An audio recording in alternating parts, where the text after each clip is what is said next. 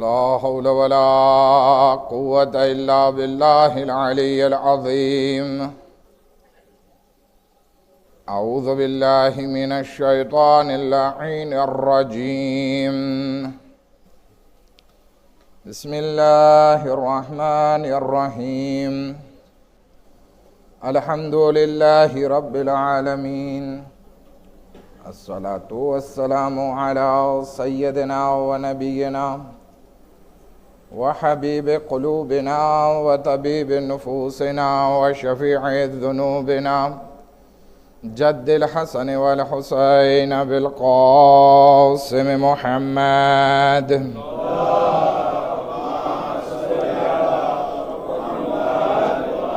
وأهل بيته الطيبين الطاهرين المعصومين المظلومين، ولعنة الله على أعدائهم أجمعين.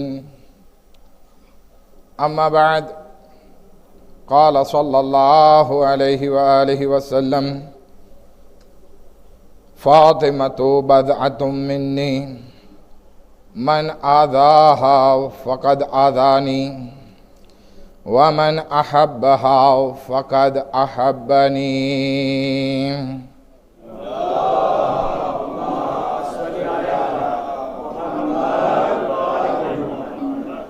આલમે ઇસ્લામમાં જનાબે ફાતિમા ઝહરા સલામુલ્લાહ અલૈહા એક એવી શખ્સિયત છે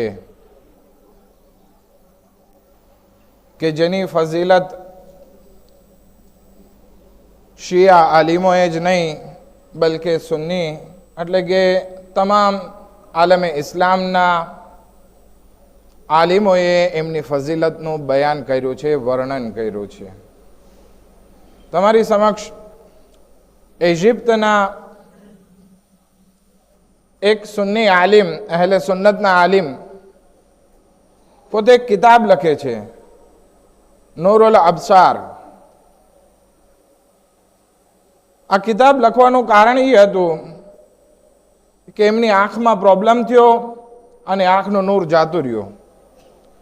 ડોક્ટરોએ પણ જવાબ આપી દીધા કે હવે તમને દેખાશે નહીં. તો ઇમામ હસન અલૈહિસ્સલામની એક પોતરી છે નફીસા ખાતુન, એમની કબ્ર ઉપર એક માનતા કરે છે કે અગર જો ખુદાવંદી આલમ મને આંખની રોશની પાછી આપશે તો હું માસુમીન અલૈહિસ્સલામ ઉપર એક કિતાબ લખીશ. અને થાય છે એવું, એની માનતા ફળે છે અને એને રોશની, આંખની રોશની આંખમાંથી દેખાતું પાછું આવી જાય છે. હવે એ પોતાની એક કિતાબ લખવાની શરૂઆત કરે છે અને કિતાબ લખવાની પૂરી પણ કરે છે. એ કિતાબનું નામ છે નૂરુલ અબસાર. એમાં એક સરસ મજાની રિવાયત ટાંકી છે કે રસૂલે ખુદા સલ્લલ્લાહુ અલૈહિ વસલ્લમ સાહાબીઓ વચ્ચે બેઠા હતા અને જનાબે ફાતિમા ઝહરા સલામુલ્લાહ અલૈહા કે એની કમસિનીનો આલમ હતો. ત્યારે રસૂલે ખુદા ફરમાવે છે: મન અરફ હાદહી ફકદ અરફહા, જે કોઈ આ દીકરીને ઓળખે છે એ ઓળખે છે.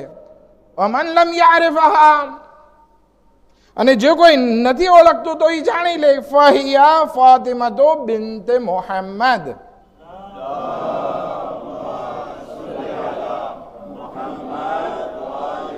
કે આ મારી દીકરી ફાતિમા બિન્તે મુહમ્મદ સલ્લલ્લાહુ અલૈહિ વસલ્લમ છે.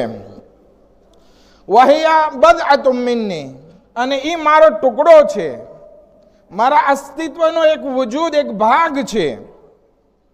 વહિયા કલ્બી, એ મારું દિલ છે, મારું ક્યોર છે. વહિયા રૂહી અલ્લતી બૈન જંબૈહા, અને મારા બંને પડખામાં મારી રૂહ જેમ હોય છે એમ આ મારી દીકરી મારી નજદીક છે. પછી ફરમાવે છે: મન આધાહા ફકદ આધાની, જેણે આ મારી દીકરીને અઝિયત પહોંચાડી એણે મને અઝિયત પહોંચાડી. વમન આધાની, અને જે કોઈ મને અઝિયત પહોંચાડી ફકદ આદલ્લાહ, તો એ અલ્લાહને અઝિયત પહોંચાડી. આ જનાબે ફાતિમા ઝહરા સલામુલ્લાહ અલૈહાની ફઝીલત છે. હજી એક ફઝીલત બયાન કરું કે રસૂલે ખુદા ઇમામ અલી અલૈહિસ્સલામને ફરમાવે છે કે આ અલી, તમારી જિંદગીમાં બે પિલર છે, સુતૂન છે. હવે આપણે કોઈ એક મકાન હોય તો એના પિલર હોય એ આખા ઘરનો આધાર હોય છે. તો કે અલી, તમારી જિંદગીના પણ બે પિલર છે. રસૂલે ખુદા હદીસ આ રીતે બયાન ફરમાવે છે, યા અબા રૈહાનતૈન, એ બે ફૂલોના પિતા, એટલે કે ઇમામ હસન અને ઇમામ હુસૈન અલૈહિસ્સલામના વાલિદ, સલામ થાય તમારા ઉપર. હું તમને વસિયત કરું છું આ બે ફૂલો બાબતે. શું કામ વસિયત કરું છું? કારણ કે અનકરીબ એવો જમાનો આવશે, યનહદ્દુ રુકનાક, તમારા બંને પિલર, બંને આધાર સ્તંભ પડી જશે. અને ત્યારે તમારી હાલત એવી હશે કે મારા પછી બસ ખુદા જ તમારો મુહાફિઝ હશે. ઇમામ અલી અલૈહિસ્સલામ રસૂલે ખુદાની વફાત ઉપર બયાન કરે છે, હાદા અહદુ રુકની અલ્લઝી કાલ રસૂલુલ્લાહ સલ્લલ્લાહુ અલૈહિ વઆલિહિ વસલ્લમ.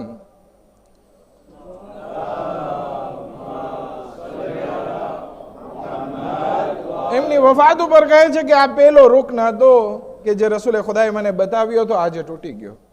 થોડાક વખત ના થયા જનાબે સૈયદાની શહાદત વાકે થઈ, ત્યારે ફરમાવે છે, હાદર રુકન સાની અલ્લઝી કાલ અલી રસૂલુલ્લાહ, અને આ બીજો સ્તંભ છે, બીજો રૂકન છે કે જેના વિશે રસૂલે ખુદાએ મને ફરમાવ્યો હતો કે આ બંને રૂકન તૂટી જશે. તો જનાબે સૈયદા સલામુલ્લાહ અલૈહા કોણ છે? તો કે ઇમામ અલી અલૈહિસ્સલામ, કે જે મૌલલ મુવહિદીન, મૌલલ મુત્તકીન છે, ફાતહ ખૈબર વ ખંદક છે, આટલા બહાદુર ઇમામ છે. એનો કોઈ આધાર સ્તંભ હોય તો એમાંથી એક હઝરતે ફાતિમા ઝહરા સલામુલ્લાહ અલૈહા છે.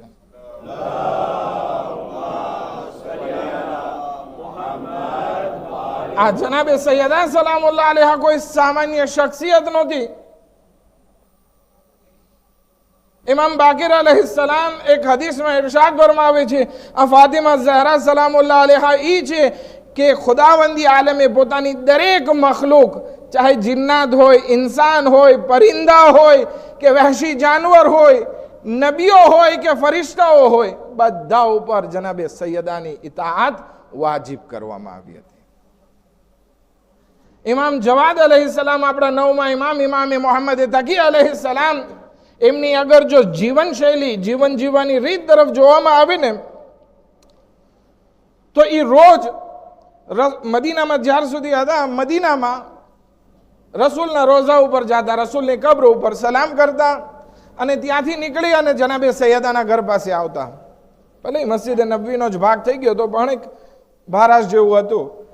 તો પહેલા ચપ્પલ બહાર કાઢી અને એ ઘરમાં દાખલ થતા અને રોજ ત્યાં જઈને 2 રકાત નમાઝ પડતા. આ કોણ? ઇમામે મોહમ્મદ તકી અલૈહિસ્સલામ, આપણા નવમા ઇમામ. વિચાર કરીએ, આપણા બધા ઇમામથી કંઈક ને કંઈક હદીસ, કંઈક ને કંઈક એક સરસ મજાની રિવાયત અથવા એમની સીરત જનાબે ફાતિમા ઝહરા સલામુલ્લાહ અલૈહાથી જોઈ મળે છે. ખૈર, આજે હું તમારી સમક્ષ જે વાત કરવા ચાહું છું ને, ઈ છે જનાબે ફાતિમા ઝહરા સલામુલ્લાહ અલૈહાની જિંદગીમાં મક્કમતા. આ બીબીની ઘણી બધી ફઝીલતો છે, પણ એમાંથી એક મહત્વની ફઝીલત જે છે ઈ છે મક્કમતા. મક્કમતા કોને કહેવાય? અડગ રહેવું. આપણે ઘણી વખત નજફથી કરબલા ચાલવાનું શરૂ કરીએ, રસ્તામાં થાકી જાય તો કે હવે આપણે વાત્યોરમાં સવાર થઈ જઈએ. ઘણી વખત આપણે કંઈક કામ કરવાનો ઈરાદો હોય તો કે હવે નથી કરવું, મૂકી દઈએ, તો દેમીતોડ થઈ જઈએ અથવા એ કામને મૂકી દઈએ. અથવા ઘણી વખત આપણે આગળ વધતા હોય તો ઘણી વખત થાકોડો, ઘણી વખત આળસ, ઘણી વખત જે છે એ કામયાબી ના મળવી, વાર લાગવી, એટલે આપણે કામ મૂકી દઈએ. એનો મતલબ શું થયો કે આપણા જીવનમાં મક્કમતા નથી. જ્યારે કે જીવનમાં અગર જો મક્કમતા હોય ને તો એ આપણી કામયાબીની લકલે છે, કામયાબીની ચાવી છે. જે ઇન્સાનની જિંદગીમાં મક્કમતા હોય ને એ ઇન્સાન એક દિવસ જરૂર કામયાબ થાય છે. હવે મક્કમતા જેવી જ એક બીજી વસ્તુ છે કે જેનાથી આપણે પરહેજ કરવાનો છે, એ છે હઠધર્મી, જીદ. આ બે બાજુના શબ્દો છે.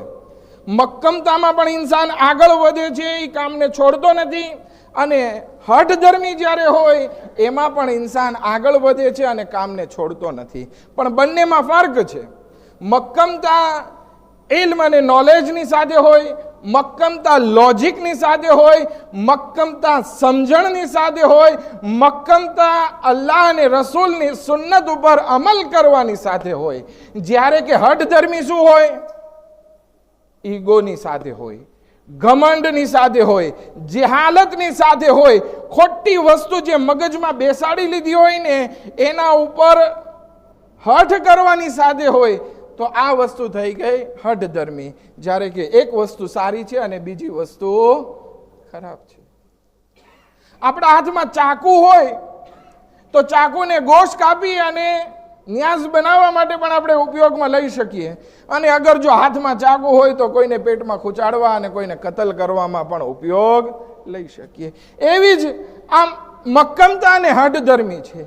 તો હવે આપણે જોઈએ કે જનાબે ફાતિમા ઝહરા સલામુલ્લાહ અલૈહાની જિંદગીમાં મક્કમતા હતી અને એના દુશ્મનોના જીવનમાં હઠધર્મી હતી, એટલે તો આવા જુલ્મ કરી બેઠા. હવે ખુદાવંદી આલમ કુરાન મજીદમાં આ મક્કમતા વિશે ઘણી બધી વાતો કરે છે. હું તમને એક બે એક્ઝામ્પલ આપું. હઝરત મૂસા અલૈહિસ્સલામને ફિરૌન પાસે મોકલ્યા, કોહે તૂર ઉપર વાત કરી તો કે ખુદાયા હું જવા તૈયાર છું, પણ ખુદાયા મને મોટું મન હતા કર ને આમ દે ને આ દે. ખુદાવંદી આલમ કહે છે ઠીક છે, કે મારા ભાઈને મારી સાથે મોકલતો. કે ઓકે વાંધો નહીં. ગયા. હવે ત્યાં ફિરૌન પાસે જઈ બની ઇસ્રાઈલમાં તબલીગ ચાલુ કરી. પછી પાછા ખુદા પાસે વાત કરવા ગયા. તો એ દરમિયાન ખુદાવંદી આલમ હઝરત મૂસા અલૈહિસ્સલામને 4 હુકમ આપે છે. આઈ મૂસા, તમે આ તબલીગ કરી રહ્યા છો બની ઇસ્રાઈલમાં, પણ 4 વાતોનો તમે અમલ કરો. પહેલી વસ્તુ કે આ બની ઇસ્રાઈલ અત્યારે બિચારા લોકો બેઘર છે, એ લોકો માટે પહેલા તો ઘર બનાવી નાખો, કે એ લોકોને ફિરૌનના સિપાહીઓથી જરાક પ્રોટેજ મળે. તો ઘર બહુ જરૂરી છે, તમે ઘર બનાવો. આ એક વસ્તુ. બીજી વસ્તુ ખુદાવંદી આલમ કહે છે કે ઘર કેવી રીતે બનાવો? સામ સામે બનાવો, કે જેથી એ લોકો એકબીજાની સાથે હોય તો એકબીજાની મદદ માટે આવી શકે જ્યારે કોઈ ફિરૌનના સૈનિકો એના ઉપર હુમલો કરે તો. અથવા એક બીજો મતલબ કાઢવામાં આવે છે કે હમણાં મસ્જિદ ના બનાવો અને નમાઝ જે છે એ ઘરમાં જ કાયમ કરો. ત્રીજો હુકમ આપે છે કે તમે નમાઝ કાયમ કરો. અને ચોથો હુકમ, ઉમ્મીદ રાખો, મોમિનોને બશારત આપો કે ખુદાવંદી આલમની મદદ જરૂર આવશે. આ 4 હુકમો આપે છે. કઈ કઈ વસ્તુ? ઘરમાં રહેવાની, ઘર આજુબાજુમાં ને સામસામે બનાવવાની જેથી એક્યતા આવે. ત્રીજો, ઘરમાં નમાઝ અદા થવી જોઈએ, શૈતાનનું ઘર ના થવું જોઈએ, નમાઝ અદા કરીએ આપણે. અને 5મી વસ્તુ, ઉમ્મીદ રાખીએ કે ખુદાવંદી આલમ આ બધા નમાઝ અને મક્કમતા રાખવાનો કંઈક સવાબ અતા કરવાનો છે, જન્નત અતા કરવાનો છે. હઝરત મૂસા ત્યારે પણ 2 દુઆ માંગે છે કે ખુદાયા, તે આ ફિરૌનને અને એની મંત્રીમંડળને, એના સાથીઓને તે બહુ દોલત આપી છે ને, એટલે આ બધા જુલમ કરે છે. ખુદાયા, મારી તારા પાસે 2 માંગણી છે. પહેલી માંગણી એ છે કે ખુદાયા તું એની દોલતને નાબૂદ કરી દે, અને બીજું એના દિલોને કઠણ બનાવી દે કે જેથી પછી હવે એ લોકો જહન્નમમાં જ જાય. દિલ કઠણ થઈ જાય એટલે પછી કઈ ફાયદો નથી ઇન્સાન. ખુદાવંદી આલમ કહે છે કે વાત બરાબર, હું તમારી દુઆને કબૂલ કરું છું, avec une condition. હું તમારી મૂસા અને હારૂન તમારી દુઆને કબૂલ કરું છું, પણ કન્ડિશન સાથે. શું છે? ફસ્તકીમા, તમે મક્કમતા રાખજો બે. વલા વલા તત્તબિઆ સબીલ અલ્લઝીના લા યઅલમૂન, અને નાદાન અને જાહિલ લોકોનું અનુકરણ નહીં કરતા. તમે અગર જો મક્કમ રહેશો અને જેવા તેવા લોકોનું અનુકરણ નહીં કરો ને, તો પછી હું આ દુશ્મનોના માલો દોલતને પણ ખતમ કરીશ અને એ લોકોના દિલને પણ કઠણ બનાવી દઈશ. શું કામ? ખુદાવંદી આલમ આ દુઆ કબૂલ કરવામાં આ બે કન્ડિશન રાખે છે. એનું કારણ એ છે, હઝરતે મૂસાએ જ્યારથી આ ફિરૌનની સામે તબલીગની શરૂઆત કરી અને જ્યારે ફિરૌન દરિયામાં ડૂબી ગયો, એના વચ્ચેનો દ્યુરે કેટલો હતો તમને ખબર છે? 40 વર્ષ. આપણને તો એમ થાય ને કે હઝરતે મૂસા ગયા ને લાકડીનો મોજીસો દેખાડ્યો ને પછી ફિરૌનની પાછળ દોડ્યો ને દરિયા નીલમાં ડૂબી ગયો, થઈ ગઈ. નહીં, આ ડ્યુરે જે છે 40 વર્ષ હતો. હવે 40 વર્ષમાં આટલા જુલ્મ થતા, આટલા બધા પ્રોબ્લેમ થતા, એમાં અગર જો આ કોમ મક્કમ ના રહે તો શું થાય? કઈ કામયાબી ના મળી શકે. માટે કામયાબીની ચાવી જે છે એ મક્કમતા છે. આવો હુકમ ખુદાવંદી આલમે રસૂલને પણ આપ્યો હતો. એ રસૂલ ફસ્તકિમ કમા ઉમિરતો, ફસ્તકિમ કમા ઉમિરતા. એ રસૂલ, જેવી રીતે તને હુકમ આપવામાં આવ્યો છે એવી રીતે મક્કમતા જાળવ. ફક્ત તમારે જ મક્કમતા નથી જાળવવાની. વમન તાબ મઆક, જે લોકો તારી સાથે થઈ ગયા છે ને એ લોકો મુસલમાનોને પણ મક્કમતા જાળવવાની છે. ભલે આટલા બધા જુલ્મ થાય તેમ છતાં મક્કમતા જાળવવાની છે. આ હુકમ આજે આપણને પણ લાગુ પડે છે. કેવી રીતે? આજે આપણું કેટલું ખરાબ બોલાય છે, ખોટી રીતે ખરાબ બોલાય છે. તો હવે એની સામે શું છે? આપણે મૂકીને ભાગી જશો? રસ્તો નથી. મક્કમતા જાળવવાની છે. પછી અહીંયા પણ ખુદાવંદી આલમ ફરમાવે છે, વલા તતગૌ ઇન્નહુ તઅમલુના બસીર, ઇન્નહુ બિમા તઅમલુના બસીર. તો હવે તમારે જે છે એ સીધા રસ્તા ઉપર રહેવાનું છે, બુરાઈનો રસ્તો નથી અપનાવવો. શું કામ? કારણ કે ખુદાવંદી આલમ તમને હરેક લહેજામાં જોઈ રહ્યો છે. આપણે જવાનિયાઓ નાઇટ ક્લબમાં જાય કે પછી ખરાબ રસ્તે જાય, કોકની ગીબત કરે, કોકને તોહમત લગાડે, આ ઓલાનું ખરાબ બોલે, આપણામાં વિખવાદ થાય. તો ખુદાવંદી આલમ આમને નથી બેઠો, બધું જોઈ રહ્યો છે. તો હવે આપણી જિમ્મેદારી શું છે? ખાસ કરીને આયામે શહાદતમાં એક ડિસિઝન લેવાની, એક નિર્ણય લેવાની કે આપણે જનાબે સૈયદા સલામુલ્લાહ અલૈહાની સીરત ઉપર મક્કમતા દાખવશું, આડેધડ નહીં જઈએ. આ અલ્લાહનો હુકમ છે. આ હુકમ જ્યારે આવ્યો ને તો રસૂલે ખુદા એના પછી હસ્યા નથી, મુસ્કરાયા નથી, એના વાળ સફેદ થવા લાગ્યા હતા. આ આટલો બધો ખતરનાક હુકમ હતો. અને એનો ફાયદો પણ છે. જ્યારે ઇન્સાન પોતાના જીવનમાં મક્કમતા રાખે છે, ઇન્નલ્લઝીના કાલુ રબ્બુનલ્લાહ, જે લોકો કહે છે અલ્લાહ અમારો પરવરદિગાર છે, સુમ્મા ઇસ્તકામુ, અને પછી એમાં મક્કમ રહે છે. મન થાય ત્યારે અલ્લાહ મારો રબ, અને પછી મન ના થાય ત્યારે પછી શૈતાનની પેરવી, એટલે કે શૈતાન મારો રબ. એમ ના હોવું જોઈએ. જે લોકો કહે છે કે અલ્લાહ મારો પરવરદિગાર છે, તો પછી અલ્લાહ માટે એ ઇન્સાન મક્કમ બની જાય તો એને ફાયદો શું મળશે? તતનઝ્ઝલુ અલૈહિમુલ મલાઇકા, તો એ ઇન્સાન ઉપર મલાઈકા નાઝિલ થશે. એટલે શું? બરકત થઈ પડશે. અને એ લોકો કહેતા હશે, અલા તખાફુ વલા તહઝનુ, હવે તમને કોઈ જિન્નાત અને શૈતાનથી ડરવાનું નથી, હવે તમારે કાંઈ વ્યાધિ નથી કરવાની, કારણ કે મલાઈકા આવી ગયા છે પ્રોટેજ માટે. વઅબશિરુ બિલ જન્નતિ અલ્લતી કુન્તુમ તુઆદૂન, અને હવે તમને જન્નતની બશારત છે જેનો તમને વાયદો કરવામાં આવ્યો છે. વિચાર કરીએ, જ્યારે ઇન્સાન મક્કમતા રાખે છે ને, મલાઈકા આવીને એને પ્રોટેજ કરે છે, એને જન્નતની બશારત દેવામાં આવે છે. પણ જરૂરી છે કે મક્કમતા રાખે. જનાબે સૈયદા સલામુલ્લાહ અલૈહા પોતાની જિંદગીમાં કેટલાય તડકા એમની જિંદગીમાં આવ્યા, કેટલાય પ્રોબ્લેમ આવ્યા, કેટલાય મુશ્કેલાતોના સામના કરવા પડ્યા, પણ જનાબે સૈયદા સલામુલ્લાહ અલૈહા મક્કમ છે. એવા મક્કમ, એવા પહાડની માફક મક્કમ છે કે જેને દુનિયાના કોઈ સાયક્લોન જે છે એને હટાવી નથી શકતા. મક્કમતાના ઘણા બધા પ્રકાર છે, પણ એક બે પ્રકારની તમને વાત કરું. આપણે જ્યાં ડગી જતા હોય વધારે એ કયો છે તો કે છે ઇકોનોમિકમાં આપણે મક્કમતા નથી રાખી શકતા. થોડાક પૈસા ઓછા થયા એટલે આપણે કકળાટ શરૂ કરી દઈએ છીએ.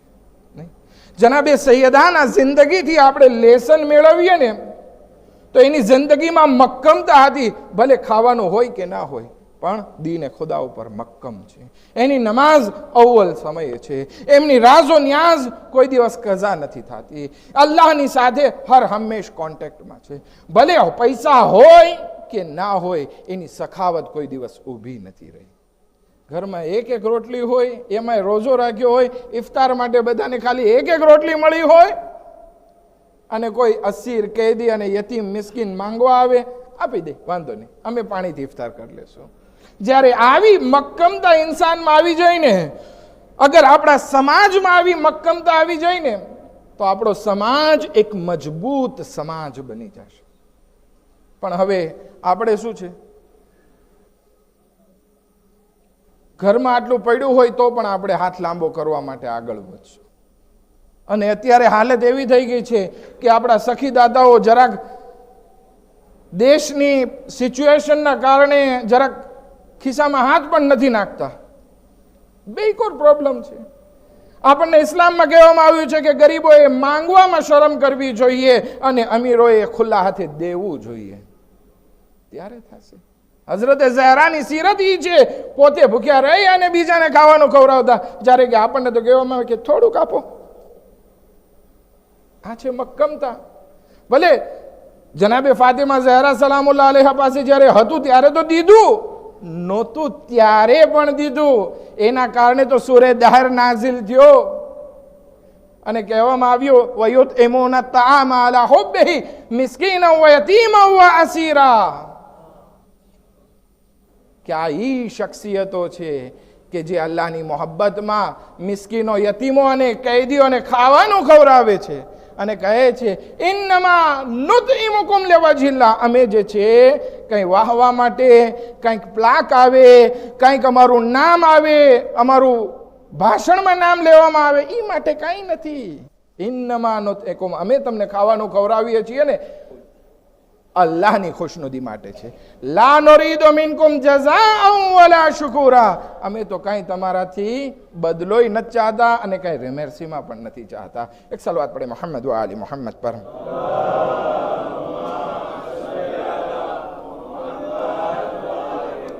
ખેર, એક ઇસ્તકામત ઇકોનોમી બાબતે વાત કરી કે ત્યારે મક્કમ રહેવાનું છે, હોય કે ના હોય આપણે ધર્મ ઉપર બાકી રહેવાનું છે. બીજી ઇસ્તકામત કે જે બહુ જરૂરી છે એ છે અકીદામાં ઇસ્તકામત. અત્યારે આપણે મસ્જિદે છીએ તો આપણો અકીદો મજબૂત છે. હઝરત ઝહરા ઉપર આપણે દુરૂદ સલામ મોકલીએ છીએ, રસૂલ ઉપર આપણે દુરૂદ સલામ મોકલીએ છીએ, અલ્લાહુ અકબરનો નારો બુલંદ કરીએ છીએ, નારે હૈદરી લગાવીએ છીએ. પરંતુ વાત બરાબર છે. હવે આ ઇસ્તકામત જ્યારે મસ્જિદથી બહાર નીકળીએ ને ત્યારે પણ મક્કમતા હોવી જોઈએ. જ્યારે આપણે ગૈર મુસ્લિમ સાથે હોઈએ તો આપણે એને જોઈએ કે એ દાઢી નથી રાખતી તો હું પણ એનો જેવા થવું જોઈએ. નહીં, તું મુસલમાન છો, તું હઝરતે ઝહરાનો ચાહવા વાળો છો, તારે મક્કમ રહેવાનું છે, તારો અકીદાને તોડવાનો નથી. હા, જનાબે સૈયદા સલામુલ્લાહ અલૈહાથી શીખવા મળે છે. જનાબે સૈયદા સલામુલ્લાહ અલૈહા જ્યારે રસૂલ હતા ત્યારે પણ એનો અકીદો અલી અને રસૂલ પ્રત્યે મજબૂત હતો. જ્યારે રસૂલે ખુદાની વફાત આવી અને અલી ઉપર મુસીબતના પહાડ તૂટ્યા અને એના હકને ગસ્બ કરવામાં આવ્યો, ત્યારે પણ જનાબે ફાતિમા ઝહરા અલી સાથે મક્કમતા સાથે ઊભા છે, ગિરિયાઓ જારી કરે છે. એક વખત રસૂલની કબ્ર પાસે ગિરિયાઓ જારી કરતા હતા તો મહમૂદ બિન લુબૈદ આવે છે અને કહે છે કે તમે બિનતે રસૂલ શા માટે ગિરિયા કરો છો? તો કે કેમ ગિરિયા ના કરો? એક તરફ મારા બાબાની વફાત વાકે થઈ ગઈ, મારા બાબા આ દુનિયાથી રૂખસત થઈ ગયા, અને બીજી તરફ એના વસી અને મારા શોહરનો હક ગસ્બ કરી લેવામાં આવ્યો છે, તો રો નહીં તો હું શું કરું? તો કે તમારા બાબાએ કીધું તું કઈ? પેલો સવાલ પૂછે છે, તમારા બાબાએ અલી માટે કઈ ખિલાફત વિશે કીધું તું? તો કે અજબ છે, શું તમે ગદીર એટલી જલ્દી ભૂલી ગયા? કોઈ બહાનું મારા બાબાએ બાકી નથી રાખ્યું. ગદીરનો વાક્યો મોજૂદ છે. તો કે હા, એ તો વાત બરાબર, એ તો કીધું હતું, પણ કઈ પ્રીવેમાં કઈ કીધું હતું? તો કે હા, મારા બાબાએ અમને પ્રીવેમાં પણ કીધેલું કે અલી, તમે મારા પછી આ કૌમના બહેતરીન રહેબર છો, તમે ખલીફા અને ઇમામ છો. તમારા પછી મારા બે નવાસા હસન અને હુસૈન ઇમામ અને ખલીફા છે, અને એના પછી ઇમામ હુસૈનની નસલમાં છે. આ કીધું છે. તો હવે મહમૂદ બિન લુબૈદ સવાલ કરે છે કે તો પછી અલી શું કામ બેઠા છે? કેમ પોતાનો હક માંગવા માટે નથી જાતા, અધિકાર લેવા માટે નથી જાતા?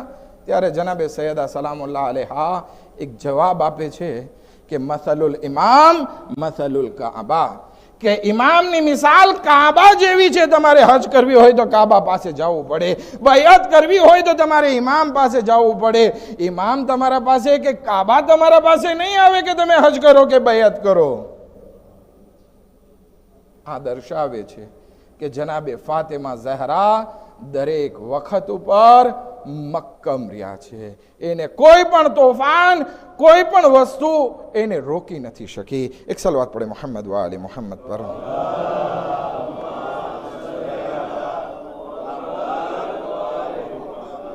એ જનાબે સૈયદા આપણે વાત કરી ચૂક્યા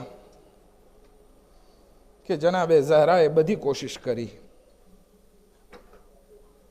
કે અલીની ખિલાફત એને મળી જાય, કે જેથી મારા બાબાનો ઇસ્લામ જે મહેનત કરી છે 23 વર્ષ એ ઝાય ના જાય અને વધારેમાં વધારે લોકો એનાથી ફાયદો ઉઠાવે.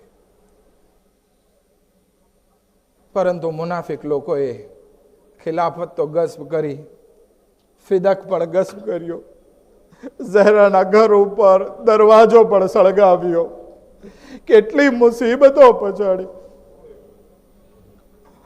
આવો આપણે બધા સાથે મળીને જનાબે સૈયદાને સલામ કરીએ.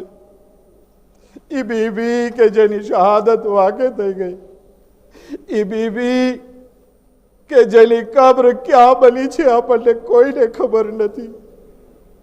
સલામ કરીએ, મદીનાનો રૂખ કરીએ. અસ્સલામુ અલૈકી યા બિન્ટ રસૂલિલ્લાહ. સલામ થાય તમારા ઉપર રસૂલની લાડલી દીકરી.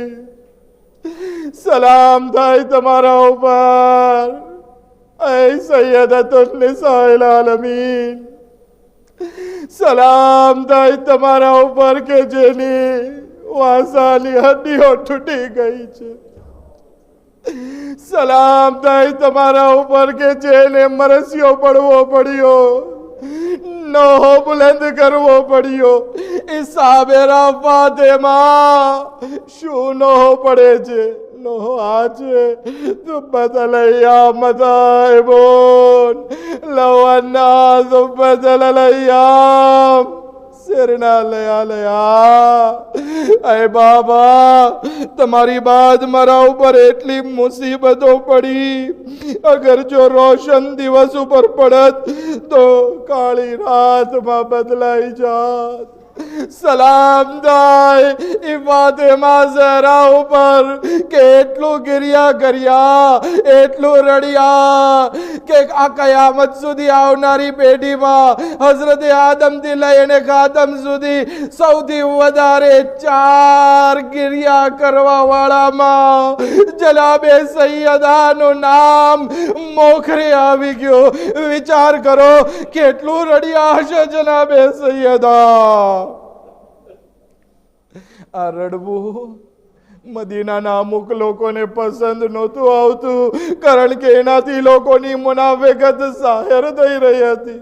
જનાબે સૈયદા કોઈ વખત બાબાના કબ્ર પાસે, રોઝા પાસે જઈને રડતા, કોઈ વખત ઘરમાં રડતા, કોઈ વખત ઇમામે જે ઘર તૈયાર કરી દીધું હતું એમાં જઈને રડતા. એક વખત અલી જ્યારે ફાતિમાને લેવા માટે આવે છે, જોવે છે ફાતિમા ઝહરા રડી તો રહ્યા છે, પણ એવી રીતે રડે છે કે બીજા દિવસો કરતા પણ વધારે શદીદ ગિર્યા છે. પૂછે છે, એ બિન્તે ફાતિમા, એ બિન્તે રસૂલ, શા માટે આ જેટલું રડી રહ્યા છે? કહે છે, અલી, હું ઘરમાં રડતી હતી, લોકોને ગવારા નહોતું. હવે હું અહીંયા જે ઝાડ નીચે બેસીને રડતી હતી એ પણ લોકોને ગવારા નથી. આજે એ ઝાડ પણ કાપી નાખ્યો. અલી દિલાસો આપે છે. કેવી રીતે દિલાસો આપે છે? ફાતિમા, હવે આપણી મઝલુમિયતના દિવસો છે. પેલા મને લોકો સલામ કરતા, હવે તો એવી હાલત થઈ ગઈ, હું સલામ કરું છું, લોકો જવાબ નથી આપતા.